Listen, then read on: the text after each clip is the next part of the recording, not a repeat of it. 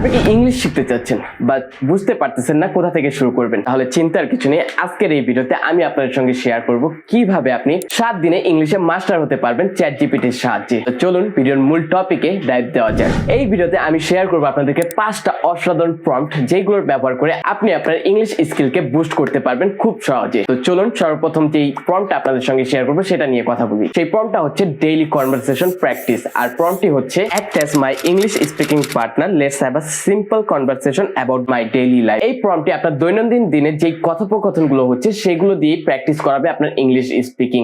এখানে আপনি হয়তো আপনার ডেইলি রুটিন বলতে পারেন, বা আপনার মর্নিং রুটিন, বা আপনি দুপুরে কি করলেন, বা খাবারের টাইমে আপনি কি রান্না করছেন, সেগুলো নিয়ে আপনার কথা হবে। তো এইখানে আপনাকে একটা উদাহরণস্বরূপ আমি এক্সাম্পল দেখাচ্ছি যে কিভাবে আপনি চ্যাট জিপিটির সঙ্গে এই প্র্যাকটিসটা করবেন। Can you act as a English speaking partner for me to practice my daily life conversation? I'd be happy to be your English conversation partner.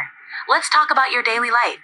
What's something you usually do in the morning? আমি আপনাকে যে জিনিসটা দেখাতে চেয়েছিলাম সেই জিনিসটা হচ্ছে তারা আপনাকে এইভাবে কোশ্চেন গুলো করবে এন্ড আপনার সেই কোশ্চেন গুলোর অ্যান্সার ইংলিশে দিতে হবে। আপনি এই প্র্যাকটিসটা 10 থেকে 20 মিনিট করতে পারবেন এন্ড আপনি যদি রেগুলার এটা 10 থেকে 20 মিনিট করতে পারেন তাহলে আপনি দেখতে পারবেন আপনার মধ্যে ইংলিশ স্পিকিং এর যে জড়তাটা রয়েছে সেটা আস্তে আস্তে কেটে যাবে। 2 নাম্বার যে প্রম্পটটা নিয়ে কথা বলবো সেটা হচ্ছে ভোকাবুলারি বুস্টার। এই প্রম্পটটা হচ্ছে আপনার কিছুটা এইরকম, give me 10 new English words with meaning and example sentence. এই প্রম্পটটার মাধ্যমে আপনি প্রতিদিন 10টি করে নতুন শব্দ শিখতে পারবেন এন্ড সেই শব্দগুলোর বাংলা মিনিং জানবেন এন্ড সেই শব্দগুলো দিয়ে কি কি সেন্টেন্স মেক করা যায় সেটাও জানতে পারবেন। আপনি ভয়েস চ্যাটে যাবেন এন্ড দেন সিমিলারলি এই অপশনটাতে গিয়ে আপনি চ্যাট জিপিটি কে বলবেন give me 10 new vocabulary and give me Bangla meaning and also give me some example sentence on it. Sure, here are 10 English words with their meanings in Bengali and example sentences.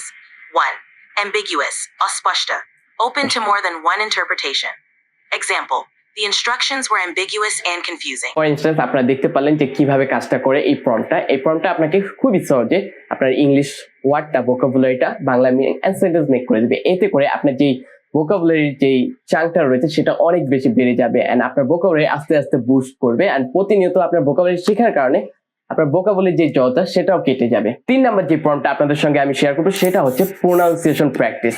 Like আমরা যখন কথা বলি আমাদের কথার মধ্যে অনেক জড়তা থাকার কারণে আমাদের প্রোনাউন্সিয়েশন উচ্চারণের ক্ষেত্রে অনেক বেশি ভুল করে থাকি। এটা আমাদের সকলের ক্ষেত্রে হয়, as a beginner, as a intermediate or as a native person.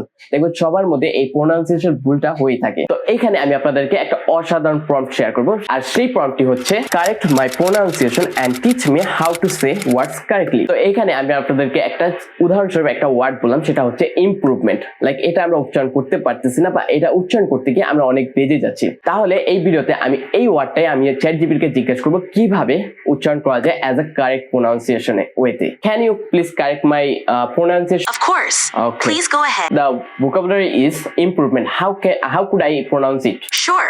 The word improvement is pronounced as improvement.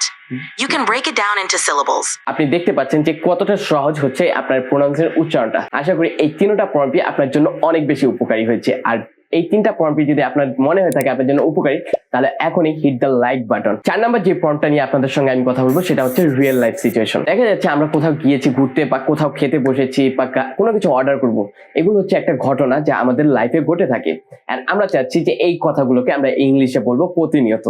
সেক্ষেত্রে আমাদের প্র্যাকটিসের প্রয়োজন ইংলিশে বলতে গেলে। তো আজকের এই 4 নাম্বার যে প্রম্পটটা আমি আপনাদের সঙ্গে শেয়ার করবো সেটা হচ্ছে এই সম্পর্কে।